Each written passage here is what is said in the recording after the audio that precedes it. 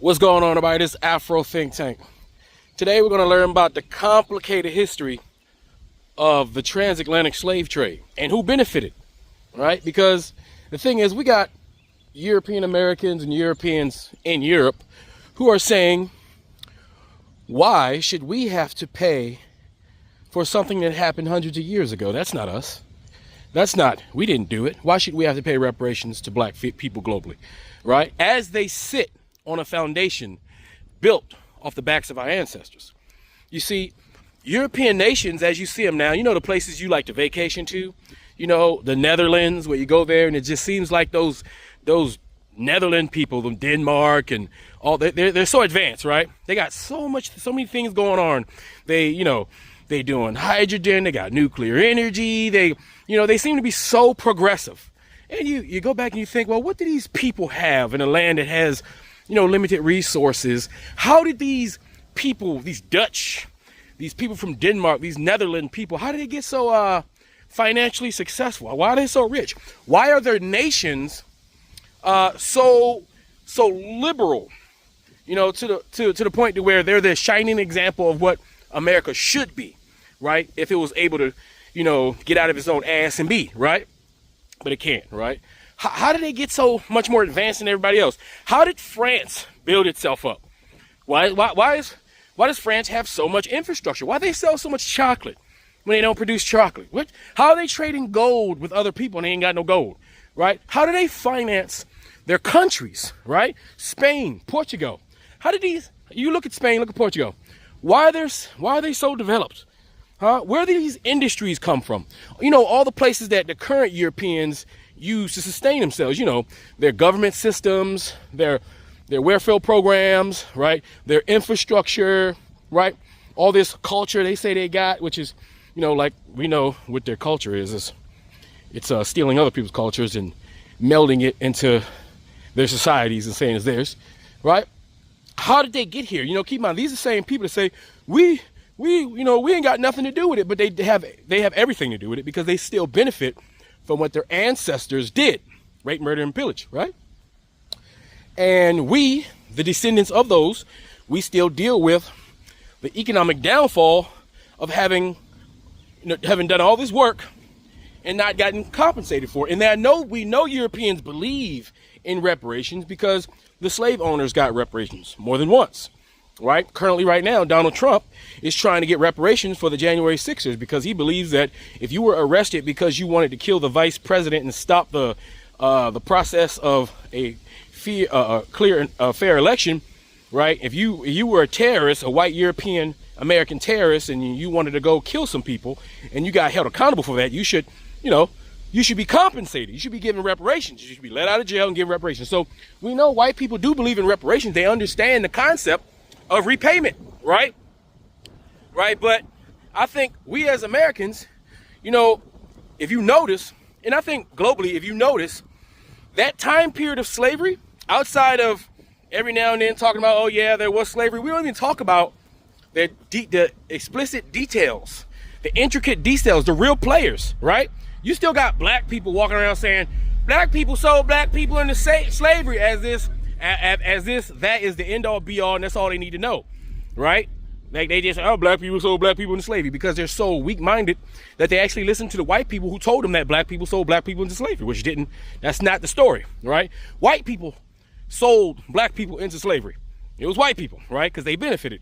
You just got to look at who benefited. Which financial system benefited, right? What financial systems exist right now that wouldn't exist if the transatlantic slave trade wouldn't happen? How many banks do you think we would have in America that's, this financially well off if it wasn't for the transatlantic slave trade? How many shipping companies would exist? How many European shipping companies exist nowadays? And how did they get their money? Of transporting what? Who are the parent companies of all these corporations? Because all the corporations that you see, right, are owned by corporations that you don't see, right? And those corporations that you don't see are owned by other corporations that you don't see, right? And how did they get their seed money? How did all these Europeans get their seed money to develop? While talking shit about black folks, even though Africa is like the richest place in the world, yet, not developed. And then they got the nerve to say, well, why didn't Africa develop? As if they don't understand why Africa's not developed now, because the European barbarian savage who's asking the dumbass question, his ancestors are one who uncivilized the place, who messed up their advancement, who stole all their shit, stole their government systems, stole all their resources to build their white Wakandas. It's like a dumbass question that white people continue to ask. Well, how come Africa didn't develop? It's because you savage, vicious, barbarian, Neanderthal subhumans came there and destroyed an advanced civilization. Because all your historians say that West Africa was advanced, way more advanced than London, way more advanced than France, way more advanced than anything Europe had going on. But the only difference is, it was in Africa and Europe was Europe. That was the difference. But we were more advanced, just as advanced as any group of people. And we also washed, cleaned ourselves, right? And it would have stayed that way if white people didn't go steal gunpowder from the Chinese and then make weapons of mass destruction where they had an overwhelming advantage. If it wasn't for the Europeans stealing gunpowder, there's absolutely no way any white people would have had enough motion to come to Africa and steal our shit, because they couldn't do it. Not until they had a gun, right? That was the major dynamic change in the world. And when white people could use guns and cannons and semi-automatic machine guns and fully automatic Gatling guns to destroy true warriors who they couldn't fight hand to hand, right? So of course, a lot of business was done by the point of a gun. As you can see right now, a present example of white supremacy and white nations doing that. They're currently holding missiles atop Iran to affect their economy, trying to tell them they don't have the right because they're Arab. Keep in mind, the white people are telling Arabs right now, right? Well, not Arabs. They're telling Persians. I apologize. They're telling Persians right now that they don't have self-determination, that they cannot use the resources given to us by nature to develop power, to power their countries efficiently. That's what they're telling them. They're saying that white Christian Europeans have the right to overlord over Arabs because they are better than them. Literally, out in the open, there's no mistaking what it is, and they're trying to negotiate with bombs hanging over top of the Iranians' head. Same shit they did back then, okay? So, without further ado, let's get into this long-ass lesson, all right? We're going to get into this lesson. You're going to learn one or two things. Understand, slavery was much more complicated than you guys understand. You know what I'm saying? Slavery was much more complicated than you guys understand. Anyway, tell me what you think in the comment sections. Afro Think Tank, learn some detail. I'm out. Meet the man who illegally enslaved people in the United States against the king and queen's orders. Let's get into it.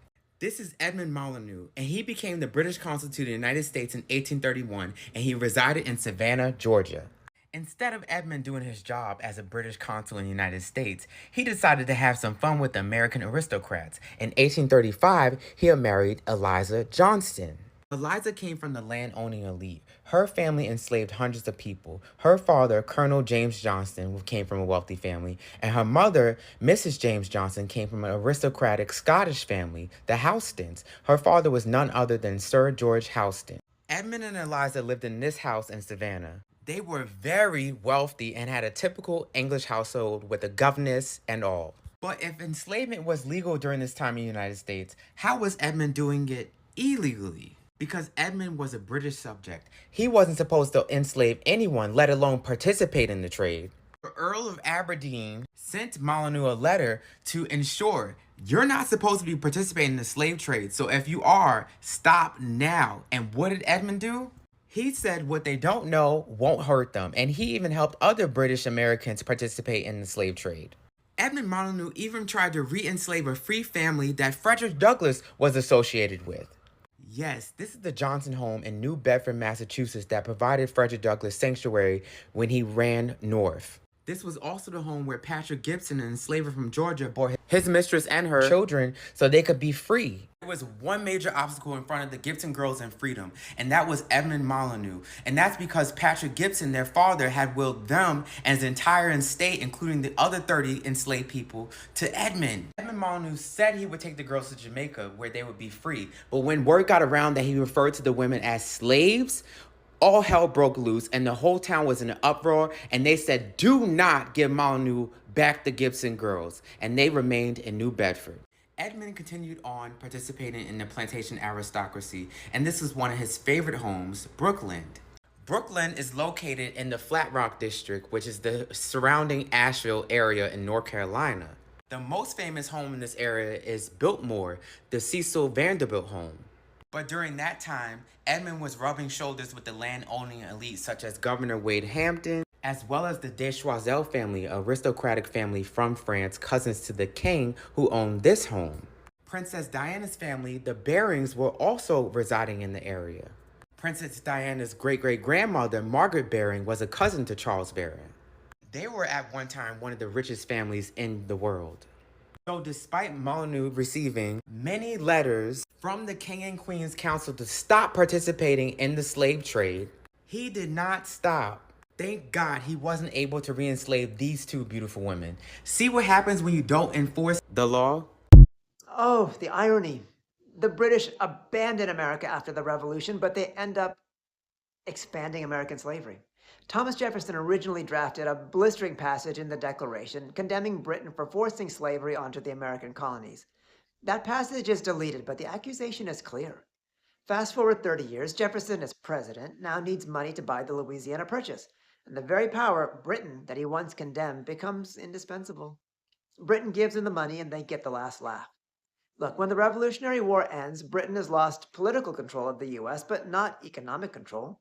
The US desperately needs Britain as a market for its largest export, cotton, and it needs Britain's banks and treasury. In 1803, when Jefferson agrees to the Louisiana Purchase, the US just doesn't have the cash. $15 million is far beyond the capacity of our young, thin treasury, and this is where Great Britain steps in. We're told that this would help weaken France, but it's not Britain's long-term play.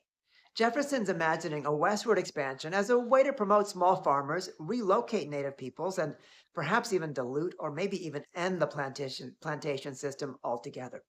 Southern planters see something entirely different. They don't care about the Dakotas or Nebraska. They care about Louisiana and East Texas. Warm, wet, fertile lands perfect for cotton. British financiers see the same thing. They've just lost Haitian cotton to Haiti's independence, and that was 25% of their supply. And they know they don't need another European colony to save them. They don't need to own the land anymore. They just need the cotton. Financing the Louisiana Purchase ensures millions of new acres will be open to slave-grown cotton, feeding British mills for decades. And Britain gets the last laugh. In 1833, Parliament abolishes slavery within the British Empire, and it congratulates itself on its moral leadership. But Britain's industrial economy remains dependent on American slave cotton. By the time of the U.S. Civil War, British newspapers warn of famine and mass unemployment, while manufacturers plead that American emancipation would threaten Britain's manufacturing supremacy. Britain didn't sever its relationship with slavery. It outsourced it. It financed its expansion and continued to profit from it until the system finally collapses under the weight of war. And with that, the American Civil War, the British cotton industry would never be the same. The Revolutionary War was started by a case that you've probably never heard of. This guy, Charles Stewart, is traveling from Boston to England, and he brings with him James Somerset, a man who Charles Stewart is enslaving. Somerset escapes, but he is caught and he's imprisoned on a ship because Stewart plans to sell him back into slavery, this time in Jamaica. But James Somerset has these new godparents from his baptism, and they're Quakers and abolitionists, so they take it to court. To the court of Lord Mansfield. And he tries to give Charles Stewart an out, which went something like this. Hey, big dog, what's up? You know I don't mind slavery, right? And I know you enjoy slavery. I do. We haven't officially made any slavery laws in England. Oh, for real? Obviously, we enslave people, but it's like under the table. If I rule on your case, though, I'll basically have to tell everyone that slavery isn't legal in England. And that's going to make a lot of people upset. The Americans are already itching for a reason to revolt, so why don't you do me a favor and drop this case, set James Somerset free, so we, the English, can keep doing our under-the-table slavery like we've been doing for generations, okay? No. Lord Mansfield says bet, and then takes an entire month to make a decision. Because enslavement is technically not legal in England, Mansfield can't legally consider Somerset to be enslaved by Stewart. Therefore, Somerset cannot be imprisoned on that boat and cannot be forcibly sent to Jamaica. This is an acknowledgement that slavery cannot be enforced in England, but it's not technically a ban. although it is widely interpreted as a ban, or at least a precursor to a ban on slavery in England and soon the 13 colonies. The fear that slavery would become abolished in England and then would soon be abolished in England's colonies is part of what sparks the American Revolution. So yeah, sure, the American Revolution was about freedom from the tyranny of the English, no taxation without representation, but it also was about preserving the institution of chattel slavery in the United States. So freedom, my ass. It's crazy that the British, who instituted slavery for the United States, were able to end slavery 30 years before the Americans without a giant civil war that killed 700,000 of their own people. Say, White cargo. The forgotten history. The Brits and the white slaves. In America. And they say British America. It said America. Brutal European labor system before chattel slavery. Over 300,000 were forcibly sent to American colonies, not the British colonies. So it was America first. America first. We have to learn the real history. Something to talk about. White. They're not. White cargo. Say, man, y'all really need to look into it because they are the ones running the country right now. They are the ones running the country right now. Long death of slavery in the British Empire. The first time we get a big emancipation in the British Empire was in the American Revolution. In the American Revolution, black slaves were recruited by the British, and in return for fighting for the British, they'd get their freedom. And after the conflict, many of these black freed slaves were sent to Nova Scotia. However, issues plagued them once they got there. They didn't get supplies, didn't get any money, compensation for their work, and they didn't have any food really with them. So they suffered greatly during their time in Nova Scotia. After some time in Nova Scotia, many of these slaves moved to Freetown in Sierra Leone, and this was set up by the British. It had a natural harbour, and it was built from scratch, basically. However, yet again, they wasn't given supplies, and they had to fend for themselves, and it was very difficult. For over 20 years, this man here, William Wilberforce, campaigned against the slave trade in Britain, and finally in 1807, the Slave Trade Act was passed, and this banned the slave trade. A big part of Wilberforce wanting to end the slave trade and end slavery was because he fought, because he's a massive Christian, and with the values that a slave couldn't freely choose Christ. And in his book, this was wrong. They had to choose Christ freely. The Slave Trade Act of 1807 also formed the West African Squadron, and this was the Royal Naval ships what intercepted slave ships and would take slaves back to Africa. However, they wouldn't take them back where they came from. They would take them to Freetown in Sierra Leone. And what they'd do, the slaves would get off the boat, and then they'd have to do 16 years of bondage labour. So they're basically slaves for 16 years till they could be free again. In 1833, the Abolition Act was brought in, and this banned slavery across the empire. However, the East India Company was still allowed to trade. So East Indian Company territory in India and modern-day Sri Lanka still had slavery. And the slaves didn't even get freed straight away. They had to wait 4 years. Originally, it was planned that they'd have to carry on being slaves for 12 years. However, from outside groups, it was brought down to 4 years. And also, the slaves got no compensation, nothing from being slaves. However, the slaveholders did get compensation for slavery because it was seen as property, and Britain did not pay off the debt till 2015. The Indian Slavery Act of 1843 banned all the essential things for economic transaction of slaves. However, this not fully banned slavery in East Indian Company territory. This was not till 1861.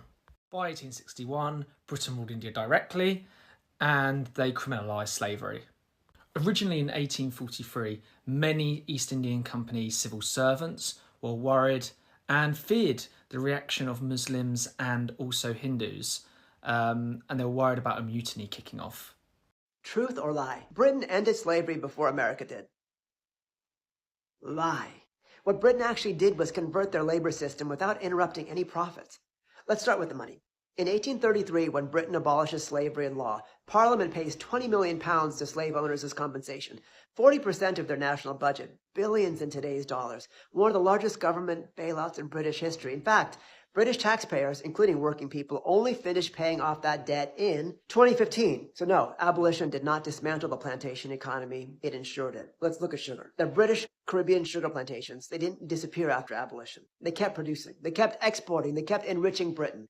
Their only problem was, where do we find labor? So Britain solves it the same way multinational corporations do today. They outsource it. Between 1834 and 1917, Britain moves 1.3 to 1.5 million Indians into indentured labor systems across their empire. The Caribbean, Mauritius, Fiji, South Africa, East Africa.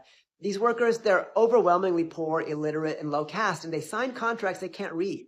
These contracts bind them for 5 to 10 years, often renewable, often enforced with criminal penalties. If they quit, they're jailed. If they resist, they're beaten. If they survive, many can't afford to return home. Free labor. In practice, unfree labor with legal cover. This is not an accident. British officials explicitly describe indenture as a solution to abolition, a way to maintain plantation output without chains. And now, the British Royal Navy, they love their story of these anti-slavery patrols. But here's the part they leave out. When British ships intercept slave vessels, Africans aren't returned to their home regions. They're sent to Sierra Leone or Liberia, like refugee states, where these people are made to serve as servants to the local British and elite Creole families. Others are placed directly into colonial economies that still need workers, like in the Caribbean. This freedom often meant forced relocation into another British labor system. So when Britain says it's ending slavery, what it actually ends is one labor category, not exploitation. And this is the same model everyone uses today. When companies say, we don't use sweatshops, they sign contracts. This is legal under local law. This is the same logic Britain perfected. So no, Britain didn't end slavery. It invents the modern outsourced labor economy, one where exploitation is legal, distant, deniable, and defended by contracts instead of chains. Most people know that when Britain abolished slavery in 1833, the slave owners were compensated. But most people don't know that the slave owners were compensated twice. Look, the House of Lords was packed with slave owners who demanded payment for losing the people they claimed as property. To appease them, the British government borrowed £20 million, which was 40% of its annual budget back then. They got it from major London banks like the Bank of England, money raised through long-term government bonds. And here's the rub. Many of those same slaveholding families were also investors in the very bonds used to pay them, meaning they were compensated once with a massive payout and then paid again through nearly 200 years of interest on the debt created to fund their compensation. Meanwhile, the British taxpayers, the very public pushing for abolition, they were the ones who carried that debt until it was finally paid off in, wait for it, 2015, turning abolition into a system that financially punished the reformers and rewarded the oppressors. And even then, slavery didn't disappear. Britain replaced it with apprenticeship, a coerced labor regime that kept Caribbean Africans on plantations until 1838 and then imported more than 1.3 million indentured Indians. So when Britain brags about abolition, remember, slave owners got paid twice, banks profited for 2 centuries, plantations stayed open, and the Caribbean stayed unfree, and the British people footed the bill. I bet you did not learn that between 1718 and 1775, Britain sent over 52,000 convicts to America. Before that, British criminals were either whipped, branded, or hanged. The British Transportation Act of 1718 changed all that. Convicts were now sentenced to 7 or 14 years of enslavement in America. Convicts and enslaved people were gathered together in a ship for the voyages. Enslaved people, they were enslaved for life, and their families from there on were also included in that. Convicts were only sold for 7 to 14 years. Quite often, convicts were bought by poor farmers. It is estimated that 25% of the British immigrants to colonial America during that period were actually convicts. Land of the free. At the same time, as Bruce adds, the king ordered his provincial officers to treat as invalid all Virginia laws, which prohibit the importation of British felons. In 1649, the surviving prisoners were shipped across the Atlantic. That the next winter, 2 vessels set out from London, with prisoners designed for the plantations in Virginia. That in 1653, Richard Netherway of Bristol was permitted to export from Ireland 800 Tories from Ireland. Now we got Irish here, who were to be sold as slaves in Virginia. Who Irish to be sold as what?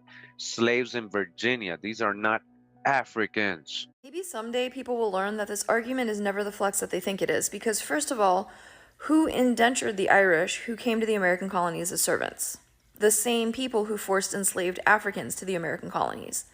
So why then do Irish Americans not join with Black Americans in fighting against the systems of oppression that their shared oppressors created? It's not because those systems of oppression don't exist anymore, it's because they no longer affect Irish Americans. And the video that you're responding to was about how whiteness in the United States is not something that requires protecting from Black people, because Black Americans have shown throughout United States history that they possess a deeper morality than the people who enslaved them. So pointing out how white European Caucasians have also been enslaved actually proves the point that they did not learn from their experience to do better and to not commit those same atrocities and worse against other people on the basis of race. Because given the opportunity to assimilate into whiteness, Irish Americans didn't say, no, because we experienced that treatment and we are not going to do the same to others. They jumped at the opportunity to become overseers, slave patrollers, and police officers. Oh, and by the way, Viking was an occupation, not an ethnicity. And it wasn't even an exclusively European occupation. I feel like Spain, at least in the United States, gets off the hook for slavery, because we've all been taught the legendary story of the Spanish priest who supposedly fought to end slavery in the New World, Bartolomé de las Casas. But he wasn't fighting to end slavery, he was fighting to end the enslavement of indigenous people. Spain was already too deep into African slavery, politically, economically, and theologically, to ever quit it. Because a full century before Columbus even sailed, Spain built a fully functioning African slave economy inside Iberia itself. Port cities like Sevilla, Valencia, they were already trafficking Africans directly from West Africa. And Spain had developed a racial hierarchy to manage them. Bozales, they were newly imported Africans considered raw, pagan, ideal for hard labor. And Ladinos, African or Afro-descended people who'd been forced to adopt Spanish language and Catholicism. So it wasn't improvisation. Spain had pricing systems for Bozales, legal codes for punishment, baptism rules, and an entire bureaucracy around African captivity even before the Americas were discovered. And Spain didn't wait for the Caribbean to experiment. They tested their system on the Canary Islands. They enslaved the indigenous, then replaced them with Bozales Africans when indigenous slavery collapsed, when the indigenous died. In the 1400s, decades before 1492, Spain built Europe's first prototype sugar plantations. They had overseers, gang labor, whipping post, forced conversion, and racialized discipline. So when they crossed the Atlantic, they didn't come as explorers, but as exporters of a century-old slave system. Look, across the 1500s, Spain trafficked 100,000 Africans into its American colonies. Spain and Portugal controlled 95% of the entire transatlantic slave trade. Spain alone accounted for 40%, and before 1600, England, barely 2%, like a rounding error. Spain then distributed enslaved Africans across their imperial geography. Hispaniola, Cuba, Puerto Rico, Mexico, Colombia, Panama, Venezuela, Ecuador, Peru, and even the Spanish outposts in what's now the US, including St. Augustine, Florida. And unlike the later British model, Spain wasn't chasing one crop. They were building a diversified slave economy. This is the world Las Casas stepped into. His campaign to end indigenous slavery was courageous, but it barely touched the African slavery system Spain had already perfected over a century before and embedded across 2 continents. If I could tell you exactly which families financed the transatlantic slave trade and wiped out about 90 million indigenous people, would you want me to tell you? So the conversos were called crypto-Jews, and they were the invisible arteries of the transatlantic slave trade.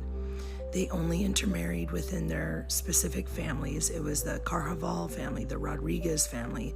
I already forgot the other ones. They were based out of Lima, Peru, Mexico City, Jamaica, and Recife. And they were mining silver, gold, and white sugar. And what they were able to do is they had double books, so they would show one set of books to the Royal Navy and one set of books to each other. They had like fake money that they would mark with certain codes and send it back and forth to, you know, square up. And they had a lot of systems like that to hide the money. You couldn't be part of the Royal Navy at that time because you had to have what was called limpieza sangre, clean blood, something like that. So you had to have clean blood, and Jewish people couldn't be a part of that Navy, but they were the invisible arteries operating under the imperial rule. I read that. Those are not my words. So Very interesting. And once the Dutch, who allowed Judaism once they captured Recife in Brazil, then they opened a Jewish synagogue there, and then it made trading a lot easier. But Jamaica was actually the place where they would like change their books and switch the story, I guess, and continue the shipments. Conversos were obviously like forced to convert to Christianity, but most of them pretended to convert and then became crypto Jews and practiced Judaism in secret. This started because I wanted to know who financed the Suez Canal, and it was a Fonseca married a Pereira and a Rodriguez, and those are the three families from Spain and Portugal that were not actually Catholic, they were not Spanish, they were not European, they were Jewish, and they were able to intermarry with each other for several hundred years and keep the financing going for a lot of the shipping and colonization, basically to enable colonization to occur, to kill off 90 million indigenous. And there were even certain families like Nuevo Leon, that city off the coast of Mexico by Texas, that was founded by a converso who got permission from the Spanish crown to go and, just like destroy the indigenous and take over. And eventually he was actually accused of Judaizing. Is that how you say it? He was basically practicing Judaism. Sorry, it's 10 o'clock at night. That's the only time I can make these videos. So, long story short, people in his family were executed for practicing Judaism in secret because they were crypto Jews. But what it said was that nevertheless, the whole land North America was colonized anyway. The territory was taken anyway. And it's so weird because when I do the ancestry of any of my Latin American friends or any of my American friends, most of my American friends go back to the British royalty. Most of my Latin American friends go back to the Spanish royalty. And it's the same thing on repeat. I was just researching someone from Zacatecas, and I was learning all about the silver mines and the families that were wealthy and the families that were not. And here we are, the families that are wealthy and the families that are not. 12.5 million people taken from the transatlantic slave trade, not to mention hundreds of years of abuse, 90 million indigenous wiped out. So from the coast, from the tip of Chile to the top of Canada and Alaska, 90 million indigenous killed. We all learnt about the transatlantic slave trade in school, but we didn't learn how it started or how far back it goes, so let me fill you in. So contrary to popular belief, sub-Saharan Africa was home to three great empires that rivaled any contemporary European or Arab state of the time. Civilization started a lot later here than the rest of Eurasia, but around 300-ish AD, farmers near the Niger River, hoping to protect themselves from ever more powerful nomadic tribes, banded together and started the Kingdom of Ghana. It was a really great place for civilization. The river was fertile, there was plenty of salt to preserve food, and the land was very rich in gold. During the 600s, when Arabs conquered North Africa, camels were introduced to the area, and for the first time in history, sub-Saharan Africa was connected to the Mediterranean world, and by 800, Ghana was the westernmost destination of the Trans-Eurasian trade route. By trading gold, Ghana became incredibly rich. Unfortunately, they also became the primary source of slaves for the Arab slave trade, also known as the Trans-Saharan slave trade. The Ghana were then replaced by the Mali, who are today famous for Mansa Musa, the richest man who has ever lived. Yes, much of his wealth came from trading gold and salt, but often ignored is his slave trading with the Arabs. It was during this time Arab historian Ibn Khaldun wrote, "The only people to accept slavery are the Negroes because of their lower degree of humanity,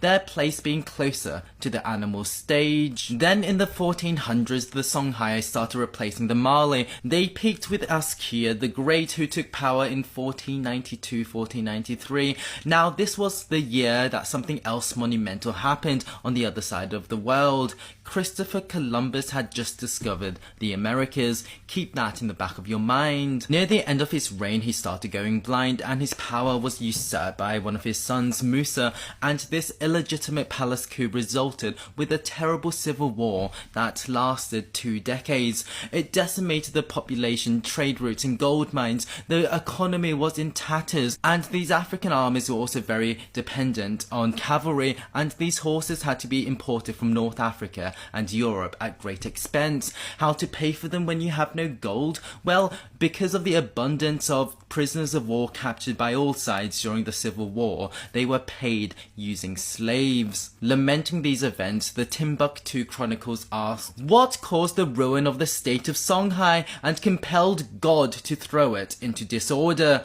What brought divine punishment down upon its citizens? Was it their failure to observe the laws of God, the injustice of slavery? And it just happens that during this time, the Portuguese were setting up trade posts from Morocco down and around Africa, and the Spanish were looking for labourers to work on their plantations in the New World. Within 50 years of the death of Askia the Great, 250,000 Africans had been transported to the New World as slaves. The Songhai would reunify, but it would now genuinely be a proper slave economy in every sense of the term, with the former citizen farmers being replaced with slave plantations, and the main export being slaves. In 1583, the empire would fall again, and the Arab Moroccans would invade, sack and pillage the remains of the empire, leaving a destitute, divided and damaged populace who devolved into small tribes, selling slaves to the Europeans and the Arabs. By the 19th century, 12 million people from West Africa would be sold into the transatlantic slave trade,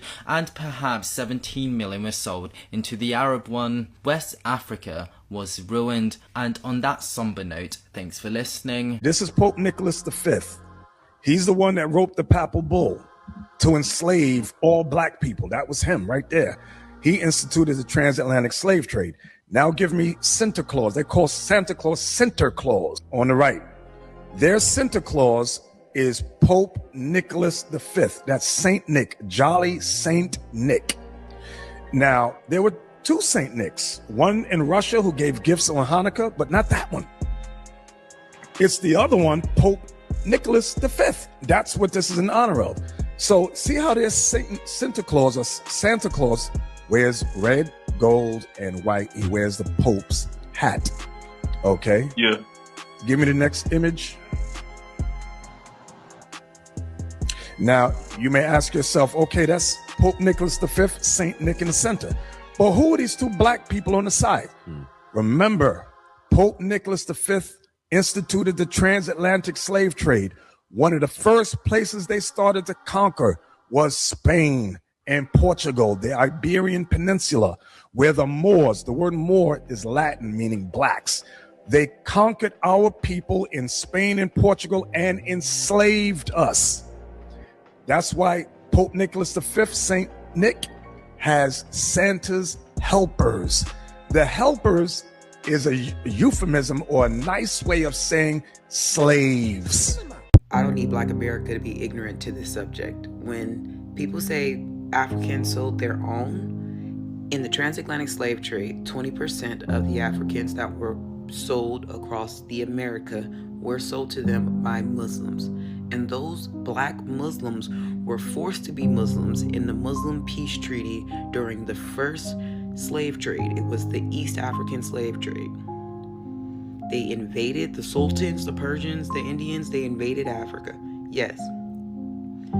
Took over Egypt, North Africa, forced Berber and Mali, Central and North Africans to be Muslims, or they would continue to run rapid through that part of Africa, raping the women, killing the man, and in exchange for peace, black males, Berber, Mali, North African, Central Africans, converted into Islam and protected Muslims when they would go into Africa, steal African slaves, because there was in the Quran, in exchange you had to give for each tribe you had to give away like 300 slaves in each tribe, and there's millions of tribes in Africa. There were so many tribes in Africa. So basically, black people would protect these sultans and Persians and Indians, even Chinese, while they would steal our people. Yes, 20% of black people were sold by their own kind, but they were, those black folks, those Berbers, those Mali, those Muslims were forced into Islam in exchange for peace. So, does Africa need to pay reparations? I do believe 20% of Africa should be paying reparations, but those other Africans did not come to America through Muslims. 20% of the Africans in the transatlantic slave trade were sold by Muslims. Absolutely, that's correct. People don't talk about the first slave trade that happened in Africa. And Arabs don't like to bring it up, Persians don't like to bring it up, Chinese don't like to bring it up, and Indians don't like to bring it up. The sultans, they don't, but it needs to be spoken about. It needs to be spoken about. So that means Iran owes reparations. North Africa owes reparations. They do. China, India, anyone involved in the East African slave trade, y'all do deserve to also be paying reparation alongside Europeans. But we have to stop saying black people were sold by Africa. Only 20% of Africans were sold by their own. Did you know a company of Sun Dodgers made about $600,000 in 2 months off of slave trading? And on top of that, 29 of the 230 slaves passed away, and the ship sank, and they still made $600,000. America and major cities inside of America was built off the backs of slavery. But also, the UK was too. Did you know that? Did you know the cities like Bristol, London, Liverpool, all were built off of slavery? Now let's think about how much they was actually making off of slavery, because they fought to keep slavery, one, because it was so lucrative. And do you know how much that they were making? Yeah, did you know that there was a possibility that you can have a 50% to 100% margin gain, or whatever the fuck you want to call it, basically saying they will double their profit? Did you know that? Now let's look at a little case real quick. I'm gonna start doing these more often too, so y'all can, get the gist of what was really going on and understanding the magnitude of the money, the wealth, and everything that was accumulating, because out of slavery comes things like insurance, venture capital, all these types of things come out of slavery. Now let's look at this real quick. This is from Bristol.org, discovering Bristol, which is one of the major cities that I was talking about over in the UK that was a major player in the slave trade. Them and company of Merchant Ventures, which came out of Bristol. I'm telling you, we're going to go into all this, though. But nevertheless, let's look at this real quick. We're going to look at this last paragraph. And matter of fact, we're going to go to this paragraph right quick. So I want you to know, in this trade, they went to West Africa, now known as Nigeria, Calabar, and they got 230 slaves.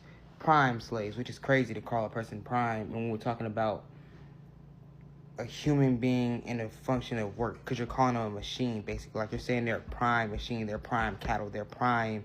Like, it's far not a human. Like, you can say you're in a prime in sports, but this is not what they mean. Because you can be your prime in your late 30s, or your mid 30s, you might hit your prime. Or in something else, in life in general, you might hit your prime in your 30s. Oh, not with them. Oh, no. Prime is way before you hit your late 20s. We talking about early 20s, 18s, But anyway, look, I want you to look. They had, like I said, 230 slaves, 115 men and 115 women. Now, only 201 slaves survived getting through the Middle Passage, landing in St. Vincent. By the way, the Middle Passage was about 6 to 8 weeks. So this is just one of the cases. The name of the ship is called the Juba, by the way. And the owners are on there too, right there. Thomas and Colson Company. But anyway, they sold each slave for $33. Pounds, 33 pounds. And that today is 1,650 pounds. That's around, let's get the exact measurement. 150 pounds is about $2,200 in the USA. You know what I'm saying? So they sold each person, because we're not calling them slaves. They sold each person for $2,200. $2,200. Now hold on. let's see how much they actually put into this trip. Because what people don't understand is, and this is where, like, we've been talking about the venture capital and all that, but this is where people need to understand that it wasn't just you just get a ship and then y'all just sail. No, this was full-blown companies. This was a full-blown industry. This was a full-blown economy. So with that being said, they spent money on ships. They retrofitted their ships. They updated their ships, upgraded their ships, put insurance on their ships, put insurance on the slaves. Everything that you would think about going into making your company today, they did the same thing for the slave trade. So with that being said, they had to put a little down payment on, you know what I'm saying? A little money down to just like how you invest, put a little money down, and let's see what your investment gonna grant you, right? So let's see what they. So they put about 4,678 pounds, which is the equivalent of 370,000 pounds today. Now, 370,000 pounds today is about $500,000 in America. Now, how much did they make? They made about 450,000 pounds today. Now, get this. They lost 29 slaves. The ship wrecked. Yeah, the ship wrecked. You know? So they lost some of the supplies, but they had insurance. So how much did they make? They made $450,000 today. Now, how much is $450,000? Because I'm not going to give you an estimate. I'm going to give you the real thing. $608,894.98 in 6 to 8 weeks. And you wonder how they built these cities. You wonder how they built the countries. You wonder how they built all these super mega rich people that you will never ever be able to touch or ever be able to see. And you niggas think that you can hold a candle to them by rapping? Never. And you want to play the same game as them. I'm finna keep doing this. I'm gonna keep teaching y'all because y'all gotta understand what really was going on and the detriment that it caused our people. We talking about people that made $600,000 in 2 months off of the backs of our people. This is just the trading, the capturing, taking them to the middle, taking them through the middle passage to the Caribbean islands or to the Americas, which is called the triangular trade, then back to fucking UK. And this ship sank and it still made $600,000. Portugal was #1 amongst all European nations when it came down to the sponsoring and procurement of enslaved Atlantic Africans. They were the first to start in 1501 and the last to stop the practice altogether in 1869, resulting in around 5.8 million people being forced onto Portuguese vessels. Initially, it was done from the capital of today's Portugal, Lisbon, where they primarily focused on the Upper Guinea region first, and then later Luanda, Angola, which became their home base. Enslaved people were first taken to islands like Sao Tome and Principe and Cape Verde off of the Upper Guinea coast, and then sent to parts of the Spanish Caribbean due to Asiento, in the colony which would later become Brazil. After 1640, Brazil started to become the launching pad for slave expeditions due to their proximity to West Central Africa. They were also able to establish trade relations with those in Togo, Benin, and Lagos, Nigeria much later on, which is probably why many Brazilians and other Latin Americans have a good amount of their ancestry coming from the Upper Guinea, Nigeria, Togo, Benin, and today's DRC, Congo, and Angola. Who benefited the most from the transatlantic slave trade? This is one of the biggest questions in the reparations debate today. Let's break it down. Between the 15th and 19th centuries, millions of Africans were forcibly taken from the continent and transported to the Americas. This period is known as the transatlantic slave trade. Several countries benefited economically, including United Kingdom, Portugal, and Spain, France, the Netherlands, and the United States. These countries built major industries using slave labor. Slave labor was used to produce sugar, cotton, and tobacco, coffee, and rice. These products generated enormous wealth.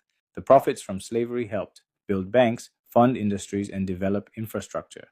Grow global economies. Some experts argue slavery helped fuel modern capitalism. This is why many countries argue reparations are necessary. They say the wealth created during slavery still benefits nations today. The debate continues, but understanding who benefited is key to understanding why reparations are being discussed. I am Austin Adoba. Follow for more global trade insights. Who taught you to hate the texture of your hair? Who taught you to hate the shape of your nose? Who taught you to hate the color of your skin to such an extent that you bleach? Who taught you to hate yourself from the top of your head to the soles of your feet? Before you come asking Mr. Muhammad, does he teach hate, you should ask yourself, who taught you to hate being what God gave you?